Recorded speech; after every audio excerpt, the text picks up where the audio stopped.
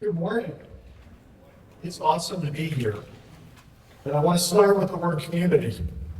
I heard it yesterday woven into all the sessions from GGA, all through the day, community was mentioned. And as we know, CMAA is a community. It is our lifeblood, but it goes deeper. You all are leaders of that community. Whether you're at a chapter level, on a chapter board, a managing director, whether you host events, BMIs and others, whether you contribute to our online communities, you are a leader of CMAA. And as part of that leadership, we are all stewards of the organization. And that is really the beauty of CMAA and what allows us to be successful. So I'm here this morning to celebrate our successes over the past 9 months or this year. I get to do this twice a year, but let's begin. We're looking currently at a pace of about 250 more members joining CMAA this year. Thank you, chapters. Thank you, those of you that have reached out to new folks entering the profession. Thank you for those of you that have added members from your staff to CMAA. That is the largest number, and continues to be the largest number of membership at CMAA we've ever had. Financially, I usually show a chart, but I just want to throw up a couple numbers this time. We've been on a 10-year roll financially with net excess. This year, we're looking potentially at about $280,000, and it's really related to two things. One is dues. We're ahead of budget on dues. And the other is conference, particularly Expo. We had more exhibits than what we had budgeted for, and so we've made about $280,000 out of those two areas. Otherwise, we've been on budget. The one area that has allowed us to create is a reserve. And therefore, you can see at the bottom that presently we're about $100,000 ahead on our investments for the year. As we know, who knows what will happen to the stock market this fall, but it has helped us.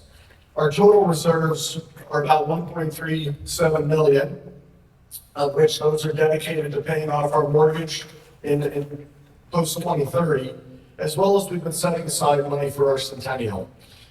When I last showed this, which was at conference, we had $150,000. We will add another $150,000 this year, and then next year we will add $350,000 to add to that pool of money that will allow us to do some special things for centennial celebration. So financially, we are very healthy. But let's continue on with our successes. Conference in Tampa, again, was the largest ever. All in, exhibitors, guests, students, we had 4,000 plus attendees.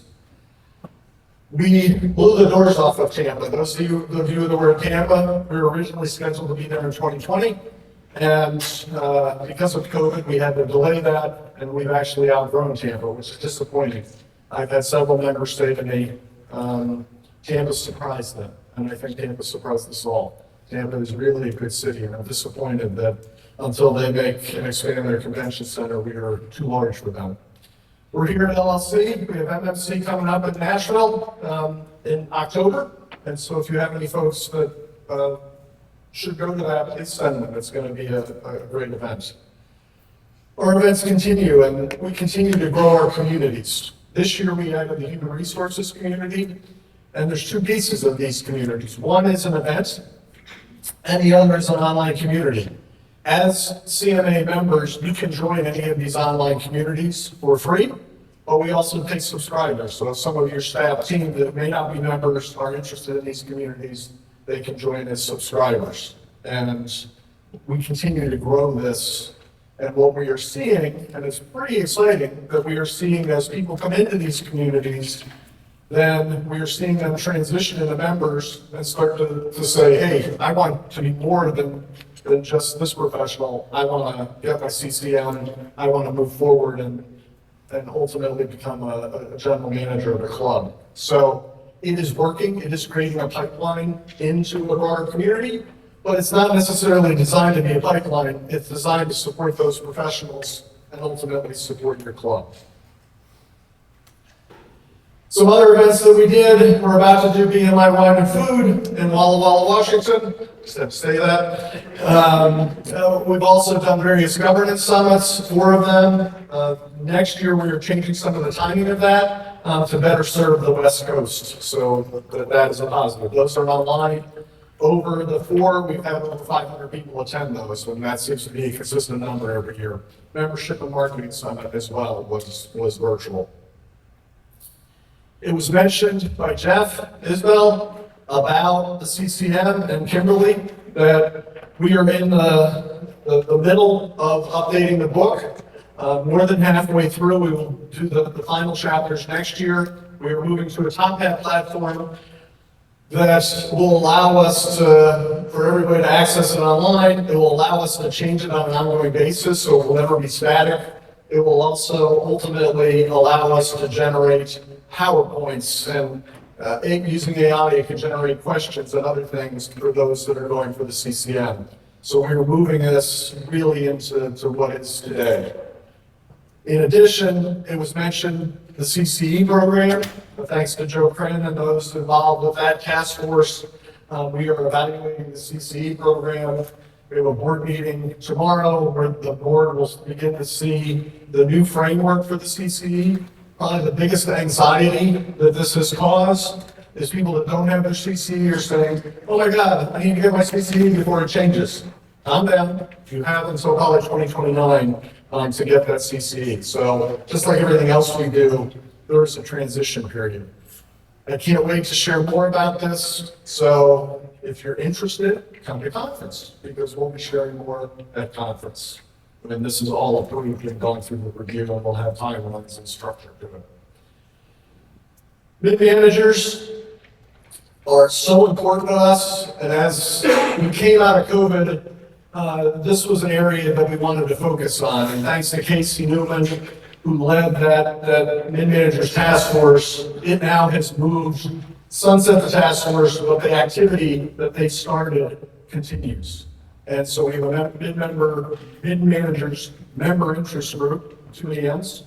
And we are doing master classes on a regular basis, which are online to foster community within this group. And again, community is key. Students and faculty, you heard that this morning in several ways, from our candidates on the board to the various reports. I'm excited by the energy that we are putting into our students and faculty. One of our new programs is a faculty immersion program that is a grant from the foundation for $5,000 for 5 individuals each year to attend student conference and to attend national conference. And it also has online program. It also helps them create relationships at a chapter level. And in the first year, we had 14 faculty submit for that. Those are currently being reviewed by a committee or a task force that will select those, and this will start in November with student conference, so those will be announced very shortly.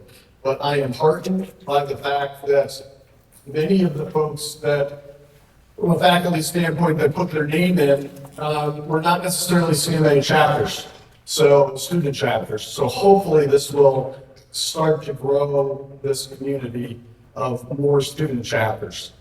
In addition, I had a call this week that ICRE, which is the organization of all the hospitality professors, each year they have been research focused. This year the research focus will be clubs. So we are expecting that the research committee will be busy this coming year because we are expecting approximately a half dozen grant requests coming into the research committee that will then, once they approve them, would go to the foundation for funding consideration. But again, this energy and focus around clubs helps to build awareness, particularly at the faculty level. Obviously, our student conference has not yet happened, but is coming to Baltimore, Maryland, in early November. So we are looking forward to that and appreciate all those that are participating in that. NCA is One of our strategic objectives in the sense of being a good partner with NCA, NCA invited us in on the private club governance book. We invited them in with office space. And they moved in the end of August, beginning of September. So they now occupy on the third floor 3 offices with CMAA, and we are happy to have them in our offices. It helps all of you that may be NCA members. It helps us create a more of a collaborative environment. And I'm hoping that the NCA staff will pick up a CMA hat or something and wear that in the coming weeks and months. But Joe Trogger and I have a good relationship, and he'll be here tonight, as a matter of fact, at the Chevy Chase Club. And so we appreciate that partnership and working relationship that we have with NCA. More brief was mentioned, I think, by Judy. This was something that had always been an insert in the magazine, and we've now launched it as a separate communications vehicle that goes to you, and then you can move it onto your boards as you see fit. It has gotten a lot of it opens, as was said, but we've also heard a lot of feedback, positive feedback. This is very helpful, and that is something that's part of your membership. It's not a separate subscription. Our partners, we always appreciate our partners.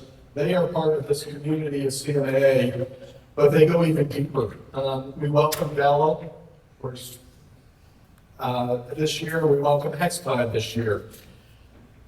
It's incumbent on me to share with you, as I always do when I talk about the partners, that the partnership money that comes in from our partners, we take out whatever we are doing from a cost of sales standpoint, and then whatever's left, we split between the foundation and the association. So very much so, our partners are a huge part of giving to that foundation through their partnerships. And so we appreciate all of them, and certainly welcome the Gallo family into our family. And so if you've not spoken to Gallo, please make sure through the day and tomorrow that you say hello and welcome them to the CMA community. World Conference, can't wait. It's in Anaheim. Who went to Anaheim last time? Anybody? I see a few hands. Guess what? To quote Janine, where's Janine? It's nothing like it used to be, right, Janine? It is a very different Anaheim. Yes, Disneyland is across the street. No, we are not going to Disneyland. But the campus is now filled out, and I think everybody is going to be very surprised and very happy with what Anaheim has to offer, that campus feel. Sort of like Tampa, but with the hotels much even closer. Other conference sites, as we know, Chicago, we can't wait for 2027. I have heard and been told by the Convention and Visitors Bureau, the McCormick Center, as well as the hotels, that it's 72 and sunny throughout the building the entire time you will be there. So weather will be a non-issue. But we can't wait. Several of us were just with some of the folks in the Chicago chapter a few weeks ago, and we're starting that planning process because it is so big. We are starting earlier, but we are so excited about conference in Chicago, and I know it's going to be special because I know some of the secret things we're going to do. Trust me, it will be special. We then go back to Orlando and San Diego and San Antonio, and we'll then look beyond that. I spoke about this at conference, but I think it's important. We try to move conference around to different localities.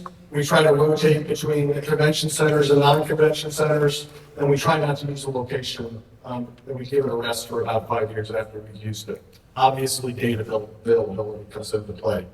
So that is about our conference.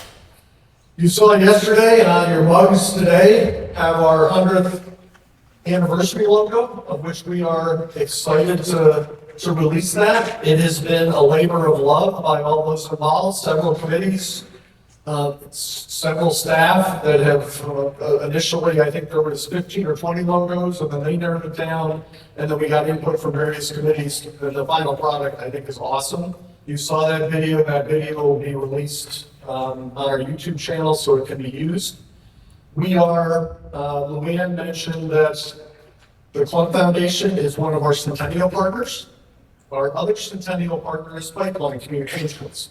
And Pipeline is going to help us as we, tell the story of not only our past, but our future going forward.